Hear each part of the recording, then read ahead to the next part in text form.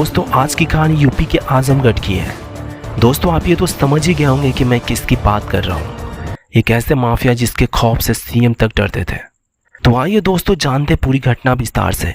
देश और दुनिया की तमाम क्राइम की स्टोरी वीडियो देखने के लिए हमारे चैनल क्राइम फोकस को सब्सक्राइब कीजिए। दोस्तों मैं जिसकी बात कर रहा हूँ वो और कोई नहीं बल्कि जाने माने माफिया गैंगस्टर अतीक अहमद है।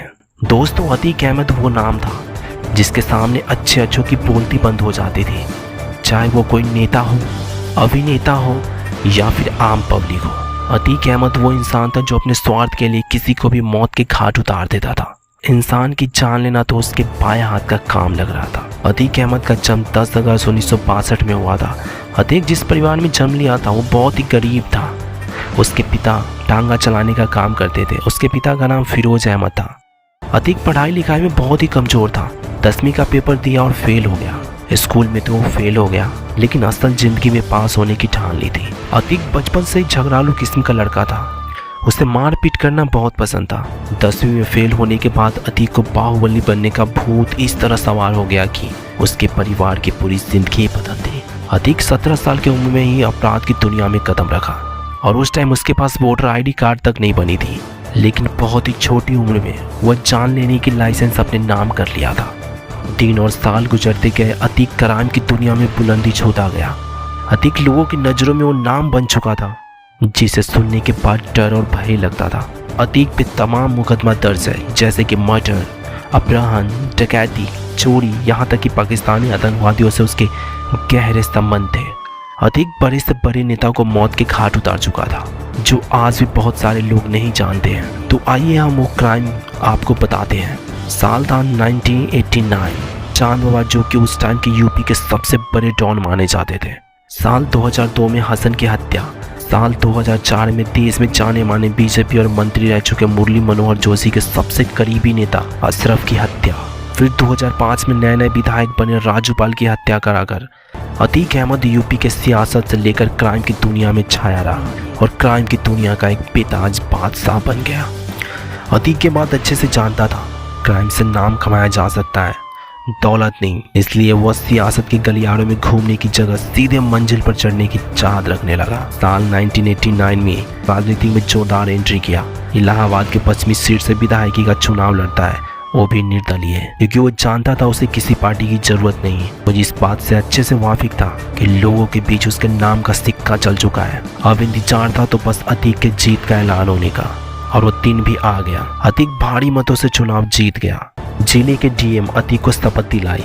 अब कल तक जो गैंगस्टर और हत्यारों के नाम से जाने जाने वाला अतीक अहमद अब विधायक बन चुका था। जिन पुलिस वालों को उसने नाक में दम कर रखा था अब वही पुलिस वाले उसके सामने नतमस्तक थे। वो उसको सल्यूट मारने के लिए मजबूर हो गए। इस जीत के बाद अतीक का राजनीतिकरण बहुत तेजी से हुआ। एक राजनीतिक पार्टी ने अतीक का जोरदार स्वागत किया। अतीक अब समाजवादी पार्टी का दामन थाम चुका था। अतीक अपने विधानसभा से 5 बार विधायक रह चुका था। अब अतीक को लगा उसे अपना कद बढ़ाने की जरूरत है, इसलिए वह सांसद बनने का सोचा। फूलपुर संसदीय क्षेत्र से अतीक चुनाव लड़ा और जीत भी गया। अतीक को सांसद बनने के बाद विधायक की सीट खाली पड़ गई। अतीक का सांसद बनने के बाद पूर्व से विधायक की क्षेत्र खाली पड़ गया, क्योंकि एक साथ ये 2 पदों पर नहीं रह सकता था, इसलिए उसने विधायकी का पद से रिजाइन कर दिया। अब फूलपुर क्षेत्र विधायकी क्षेत्र अब खाली पड़ा हुआ था और कुछ ही दिनों में वहाँ पर चुनाव होने वाले थे। हर कोई जानता था ये अतीक अहमद का सीट है। अतीक अहमद का कोई सगा संबंधी ही लड़ेगा यहाँ से, और वही हुआ भी। अतीक अहमद का छोटा भाई अशरफ उस सीट से विधायकी के लिए चुनाव में पर्चा भरता है, लेकिन इस बार गणित सीधा पहले जैसा नहीं रहा। इस बार अतीक के छोटे भाई अशरफ के सामने बहुजन समाज पार्टी से टिकट लिया राजूपाल चुनावी मैदान में आमने सामने था। अब अशरफ का मुकाबला राजूपाल से था। बसपा से चुनाव लड़े राजूपाल ने बाजी मार ली। जिस सीट पर 5 साल से अतीक अहमद को कोई हिला नहीं पाया, इस अतीक के भाई को नए नवेलर राजूपाल ने एक झटके में ग्राउंड से बाहर कर दिया। अब ये बात अतीक को अंदर से अंदर हिला कर रख दिया, क्योंकि ये हार अशरफ की हार नहीं थी, ये हार थी अतीक अहमद की हार, उसके साख की हार, उसके दबदबा का हार। इसलिए अतीक अहमद अंदर से अंदर ही तिलमिला हो गया था और उसने राजूपाल से बदला लेने की ठान ली थी। अतीक ने राजूपाल को जड़ से ही खत्म करने की सोच ली। अतीक सोचे और पूरा न हो, आज तक तो ऐसा हुआ नहीं था। फिर वो दिन आया 25 जनवरी 2005 और राजू पाल के दिन दहाड़े बीच चौराहे गोली मारकर हत्या कर दी जाती है। इस हत्याकांड में देवी पाल और संदीप यादव दोनों की मौत हो जाती है। इन तीनों के सीधे तौर पर उस समय के सांसद अतीक अहमद और उसके भाई अशरफ का नाम सामने आया। अब अतीक का जुर्म की दुनिया में नाम और भी बढ़ गया और उसका मुकाबला करने से हर कोई डरने लगा। अब आया साल 2012 का। उस समय तक अतीक जेल में ही था। चुनाव लड़ने के लिए उसने इलाहाबाद हाई कोर्ट से जमानत के लिए याचिका लगाई, लेकिन उसका खौफ ऐसा था कि एक या दो नहीं बल्कि हाई कोर्ट के 10 जजों ने सुनवाई से खुद को अलग कर दिया, क्योंकि अतीक अहमद का खौफ ही ऐसा था। 11वीं जज ने सुनवाई की, लेकिन अतीक के ही हाँ में हाँ मिला दी। आखिर अतीक को जमानत मिल गई। जेल से आने के बाद अतीक ने चुनाव लड़ा, लेकिन उसका दबदबा पहले जैसा नहीं रहा था। अतीक अहमद चुनाव हार गया और यह चुनाव हराने वाला कोई नहीं बल्कि राजू पाल की बीवी पूजा पाल थी, जिसके पति के हत्याकांड में अतीक अहमद पिछले कई सालों से जेल में बंद था। इसके 5 साल 2014 में अतीक फिर एक बार चुनाव लड़ा, लेकिन फिर से अतीक को हार का सामना करना पड़ा। वही बीजेपी के नेता ददन मिश्रा ने चुनाव जीत लिया। बाहुबली कहे जाने वाले अतीक अहमद का कद गिरता चला गया। दोस्तों, आपने ये सुना ही होगा, जैसी करनी वैसी भरनी। अतीक ने न जाने कितने मासूमों को मौत की घाट उतार दिया।